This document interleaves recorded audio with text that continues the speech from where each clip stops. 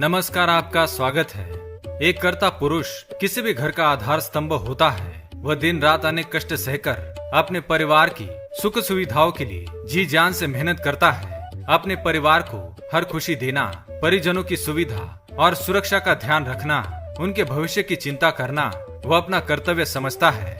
वह माता पिता की सेवा करने के लिए, वह पत्नी और बच्चों की इच्छा पूर्ति के लिए सदैव तत्पर रहता है। तो सबके लिए इतना विचार करने वाले, परिजनों के लिए कष्ट उठाने वाले उस पुरुष का मान सम्मान भी अवश्य होना चाहिए। उसका भी ध्यान रखा ही जाना चाहिए।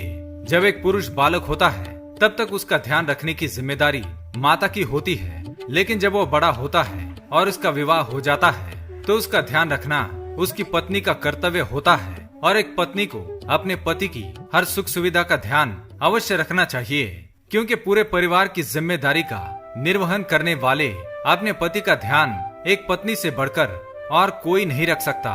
पति के खाने पीने से लेकर उसकी सभी जरूरतों को पूरा करने के साथ साथ और भी कई कर्तव्य है जो एक स्त्री को निभाने चाहिए। पत्नी का सबसे बड़ा कर्तव्य है उसका पतिव्रता होना।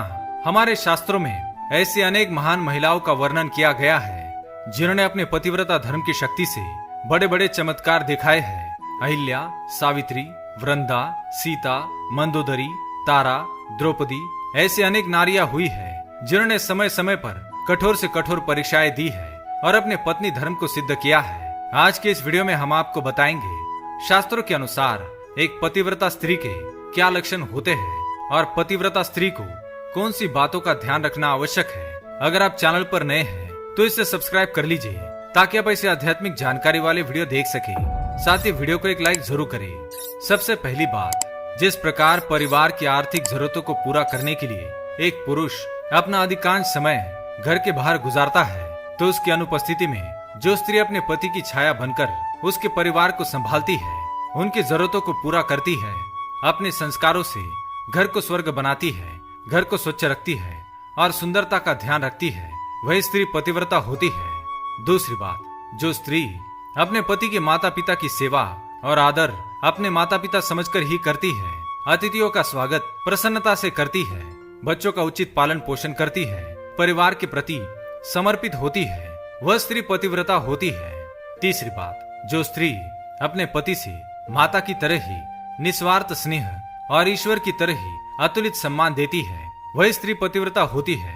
चौथी बात, जो स्त्री संकट के समय अपने पति की सुरक्षा में ढाल बन जाती है, उसे छोड़कर नहीं जाती है, जो स्त्री अपने पति को एक कुशल मंत्री की तरह सलाह देती है, जो स्त्री अपने पति के मित्र बनकर उसका मार्गदर्शन करती है, जो स्त्री अपने पति को उसका गुरु बनकर सही गलत का ज्ञान कराती है, जो स्त्री अपने पति को गलत आदतों से दूर रखती है और जो स्त्री अपने पति को शासक बनकर गलत रास्ते पर चलने से रोकती है, वही स्त्री पतिव्रता कहलाती है।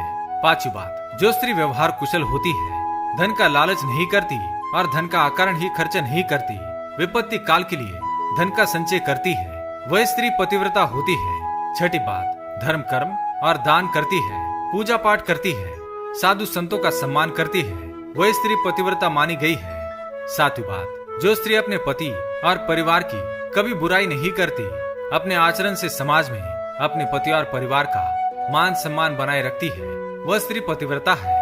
जो स्त्री मीठा बोलने वाली हो, कभी कटु वचन न बोलती हो, पति और परिवार की गुप्त बातों को कभी अपने मायके में जाकर नहीं कहती हो, वह स्त्री पतिव्रता है।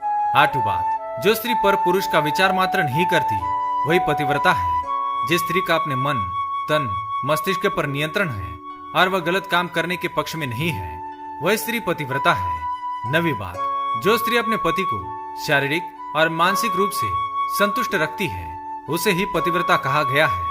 10वीं बात, जो स्त्री व्यापार और व्यवसाय में आवश्यक होने पर पति का साथ देती है, नुकसान की स्थिति में पति की शक्ति बनकर उसे ऊपर उठाती है, यहाँ तक कि कंगाली की परिस्थिति में अपने पति का साथ नहीं छोड़ती, ऐसी स्त्री को पतिव्रता माना गया है।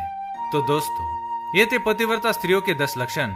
क्या आपकी पत्नी के अंदर भी ऐसे लक्षण है तो आप अत्यंत भाग्यशाली है। आप पर माँ लक्ष्मी की विशेष कृपा बनी हुई है। उम्मीद है यह जानकारी आपको अच्छी लगी होगी। वीडियो पसंद आए तो लाइक करें, कमेंट में जय माँ लक्ष्मी और जय श्री कृष्ण अवश्य लिखें। साथ ही चैनल को सब्सक्राइब करें। धन्यवाद।